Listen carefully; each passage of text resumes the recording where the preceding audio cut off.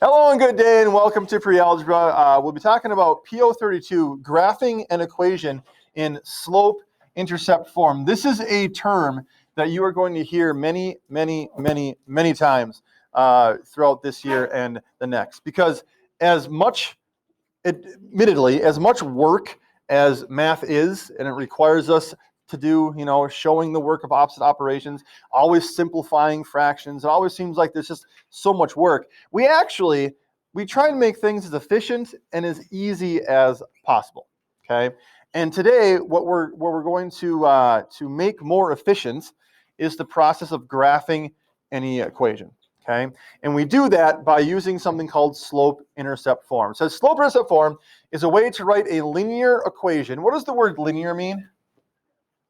Linear, yeah, Aiden? Far away. Far away? I don't think so. Maybe in some context, but not that I'm familiar with. What does the word linear mean? What does the word linear mean? Yes? Straight? There's one more piece to it. It's actually in the word itself.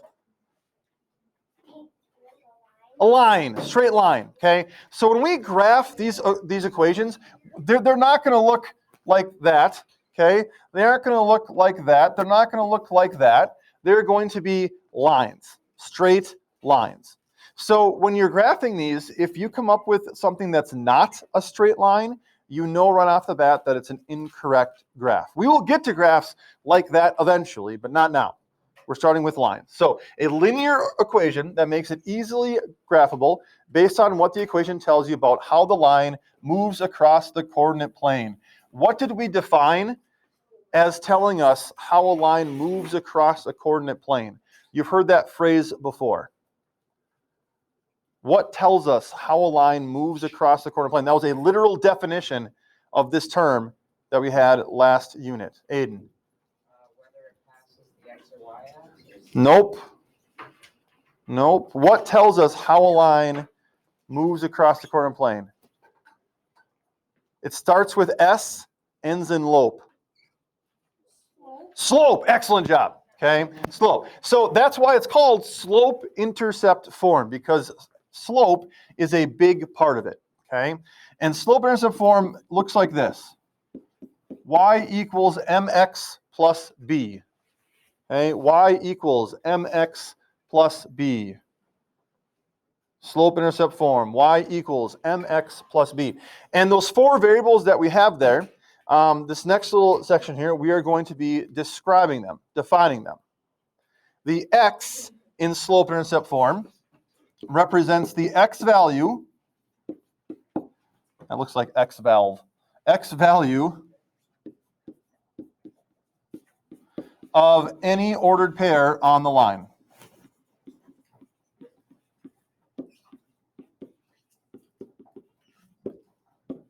The x value of any ordered pair on the line.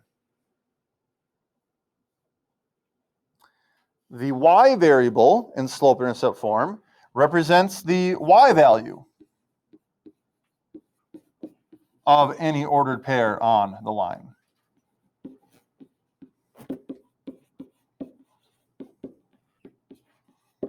Okay, so when we worked with equations before, remember we made a function table, or you were provided a function table, an x value and a y, and from those you got the ordered pairs and you plotted the points. I think it was CO27 from last unit. Okay, that's what x and y represents here, all those ordered pairs that are on the line. The m variable represents the slope of the line. Okay.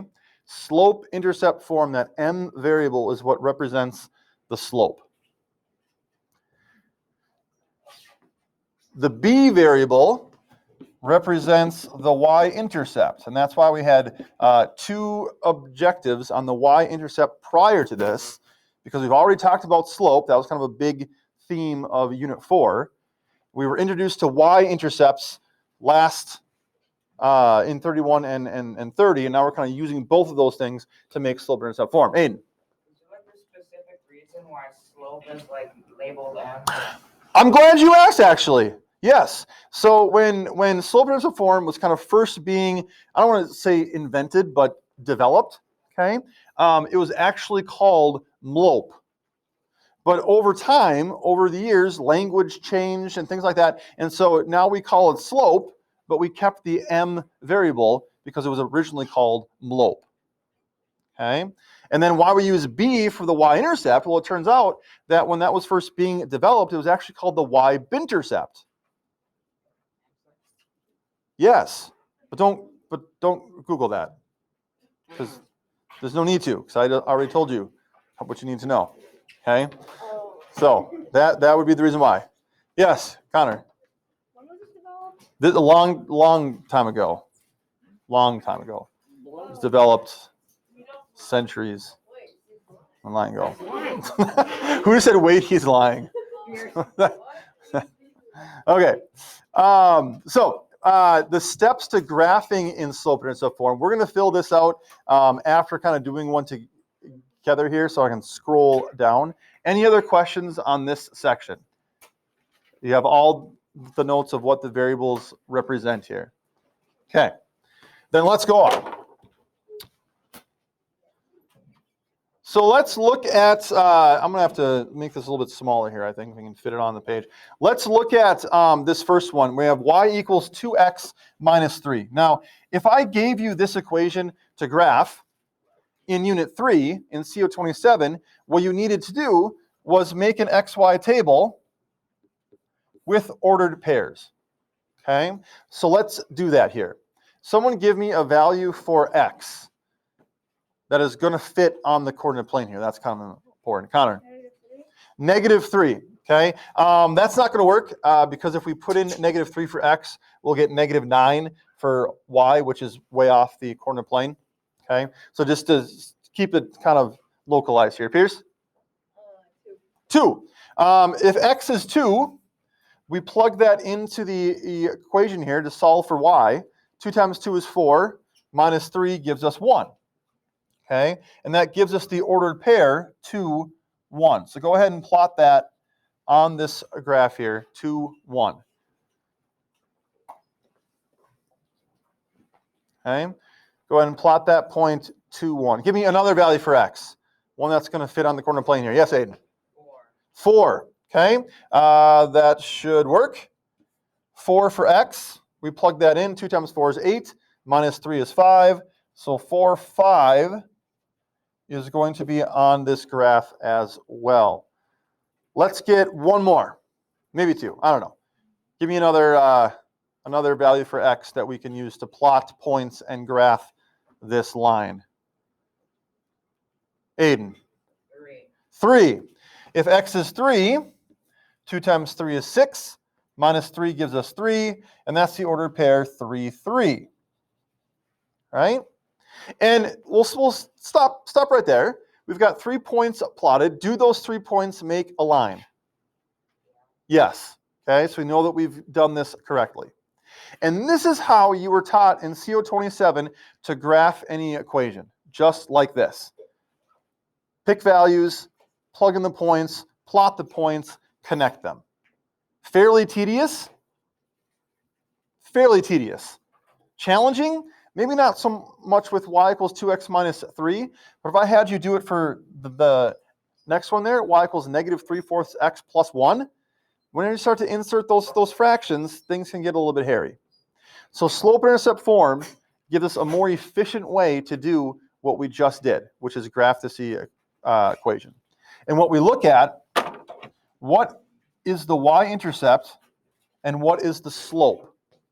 Okay, now remember here, slope-intercept form is y equals mx plus b. Okay, our y-intercept is that value for b. What comes after the x term? What number comes after the x term? In y equals 2x minus 3. Pierce? Oh, never mind. Okay, what comes after the x term in y equals 2x minus 3? Aiden? Negative sign. -3. Okay, so our y-intercept is going to be 0, -3. And we note that if we had used x to plug in here, 0, plug in x, or plug in 0 for x here, 2 times 0 is 0 minus 3, we would get a y value of -3. So the function table affirms that 0, -3 is going to be on this line, and that's what slope-intercept form tells us, that b value is the y-intercept. So let's go ahead and plot that point 0, -3. Okay. Does that red point there fall in line with the others? Yep. So we're still in a good place here. Now going back to something else that we talked about in Unit 4, what's the slope that this line is going to have here? How do we get from one point to the next? One of your objectives from the last unit was to look at points on a graph and calculate slope. What's it going to be for this line here? Someone other than Aiden. Look at the rise and the run. Pierce?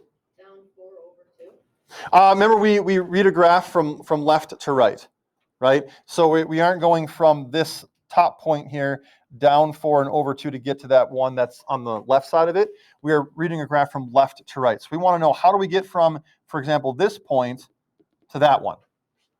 What's the vertical change and the horizontal change? I thought that was a hand up. What? 2 over 1. What's the vertical change and horizontal change to get from that point to the next one? 2 over 1. Do you see anything in our equation, y equals 2x minus 3, that represents that movement of 2 over 1? Y equals 2x minus 3. What's 2 written as a fraction? Not 2 over 0, 2 over 1. 2 over 1. Right? Remember that m variable represents the slope of our line. Just by looking at this equation, it gives us the y-intercept and it gives us the slope, 2 over 1. So from that y-intercept point that we plotted before, 0, -3, from that point we can go up 2 over 1 to get to our next point. Up 2 over 1, up 2 over 1, up 2 over 1. All those points fall in the exact same line. So what slope-intercept form does for us is it eliminates the need to make that function table, to plug those values in, to get the ordered pairs, to spend 10 minutes graphing an equation. Okay, that's how long we've been doing this now. It makes it that much more efficient. And here is the line that we have. Whoops, you connect your points a lot better than I can. So, steps to graphing an equation in slope-intercept form. Okay, step number 1, and we'll kind of do these steps, we'll do them all together with the second one here. Step number 1 is plot the y-intercept. Okay, step number 1 is plot the y-intercept. What is the y-intercept in this second equation here? Negative y equals -3/4 x plus 1.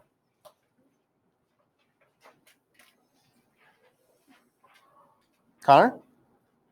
No? It's in slope-intercept form. Y equals mx plus b. What's the value of that b? 1, right? Plus 1, positive 1. So our first step will be to plot that point 0, 1. Okay? On the y-axis at positive 1, there it sits. The second step is to find a second point using the slope. Okay, and I'll just put reminders here that y-intercept is the b variable, that slope is the m. Right, so find a second point using the slope. What is the slope of the line that we have here, of the equation that we have here? Y equals -3/4 x plus 1. That slope is that m variable, that coefficient to x. What is it in this case, Pierce? 3/4. Don't forget the sign. Negative. 3/4. Okay? And what does the slope of negative 3/4 mean? How does that move across the coordinate plane? Aiden? You're going left or right, except you're going down, not up. Down 3/4. So from this y-intercept point, we're going down 3/4, and we're going to make our second point. So the first point comes from the y-intercept. The second point comes from using the slope. And step 3 is simply connect the dots. Right? Connect the points. Our line is right here. We're done. That took a minute and a half with me explaining every single step along the way. Efficiency, right? Slope-Intercept form is great for efficiency. Okay? Any questions so far? Anyone's mind blown? That's so. Help? Nope. Okay. Aiden. There's not an M in the equation. There's always an M. Okay, and you're probably looking at that third one and saying, y equals x plus 3. I don't see an M there, but we're going to talk about that. Okay, but let's start with the y-intercept. What is the y-intercept of y equals x plus 3? Where will this equation, this line, cross the y-axis? Sarah? 0, 3, right? That b value, that constant, what comes after x, positive 3. So we're going to plot that point, 0, 3. Right on the y-axis there. Now when it comes to our slope, that slope value being the m variable, the coefficient to x, what's that sneaky number that even though we don't write it, it's there? How many x's do we have here? 1, right? This equation is the same as y equals 1x plus 3. We don't write the 1. It's understood that it's there, that there's no coefficient before a variable. It means we have one of them. Okay? And when it comes to slope, knowing it's a 1 there, 1 can be written as a fraction, 1 over 1, and that's going to be our slope, 1 over 1. Okay? So from that point, 0, 3, we're going up 1 over 1. That's what the slope of 1 over 1 is, up 1 over 1. And then we connect the dots.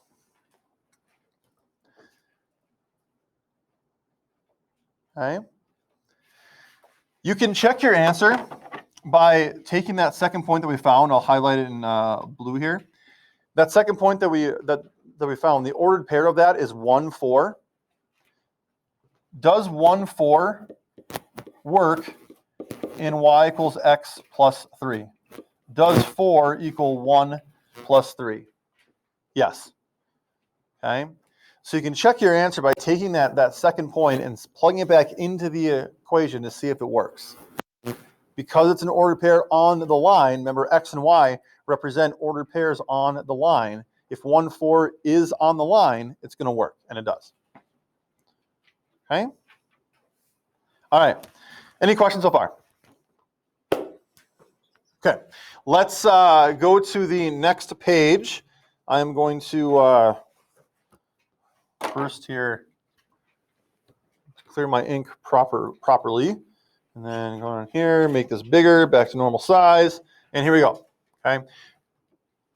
Y equals 1/3 x plus 1. I took away the y-intercept and the slope where you had to write them out there. I still recommend that you do it. So what is the y-intercept here? Someone you haven't heard from yet today, perhaps. What is the y-intercept of this equation? What is that b value? Maggie? 0, 1. Good. And that's going to be the first point that we plot.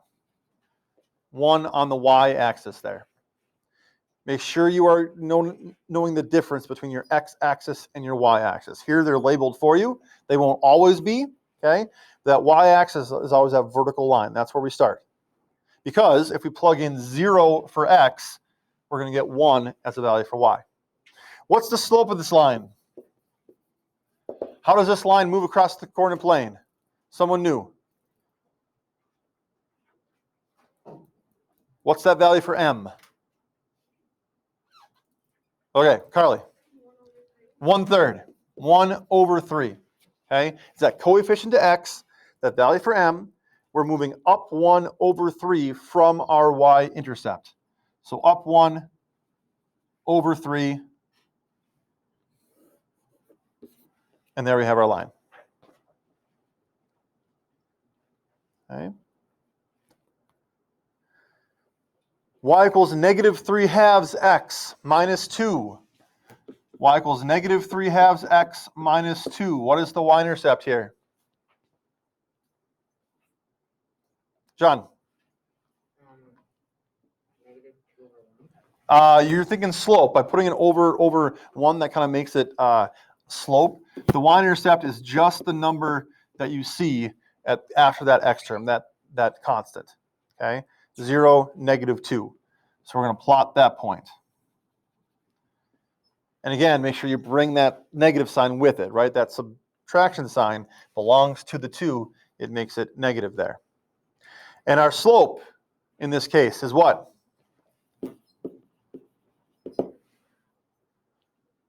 That coefficient to x. How the line moves across the coordinate plane, Connor? You say 3/2? Yeah. -3/2. Yeah. Okay, which means from that y-intercept point, we are going down the y-axis 3 and over to the right 2. So from that point down 3/2, there's our second point. There's our line. Okay. The next one, kind of like before, we were saying, ooh, there's no slope in this equation. Y equals x plus 3. There's no slope. There actually was. Here, it kind of looks like there's no y-intercept. Okay? Does anyone have a guess as to what our b value is, though? Where will this line cross the y-axis, Pierce? 1. Not 1. Okay? If it crossed at 1, there'd have to be a +1 there, because adding 1 to something changes the value, so we have to write it. We didn't have to write the 1 before, because when you multiply something by 1, the value doesn't change, right? Whether you write just x or 1x, it's going to be the same thing, because you're multiplying 1 by x, the value doesn't change. So the question becomes, what number can we add to something and not change the value of it? That's why we don't have to write it. This one, every hand should be up in the air. What number can we add to something and not change the value of it? Ifan? 0, right? So we don't write +0 because it doesn't change the value. Remember, mathematics is all about efficiency. If we don't have to write it, then why should we? But it's there, okay? Meaning that the y-intercept of this line is going to be at the origin 0, 0. Okay? We don't write what doesn't change the value, and that's why it's +0 there. What's our slope for this equation? What's our slope, John? 2/1. This one we want to say 2/1. And why don't we write the over 1? Why can't we just put 2 there? Why don't we have to put the over 1? Yeah. Well, no, because we're still going up 2/1 here. But in the equation, why don't we have to write the 2/1 like that? Why can't we just leave it as 2? Maggie? It's the same thing, because dividing by 1, which is what this over 1 is, dividing by 1 doesn't change the value, right? So we just write 2. But in the context of slope, we do need to remember it means up to over 1. And there's our line. Okay? All right. So the next 6 on this page, I would like you to do for homework for tomorrow. We'll tackle the other 2 pages of PO32 tomorrow, but the other 6, graphing these equations using slope-intercept form. Use that y-intercept, use that slope, okay? And that's your homework for tomorrow. Questions, comments, concerns, complaints, comments, congratulations, or criticisms? Okay. With gusto, that's how you math. Don't forget to like and subscribe.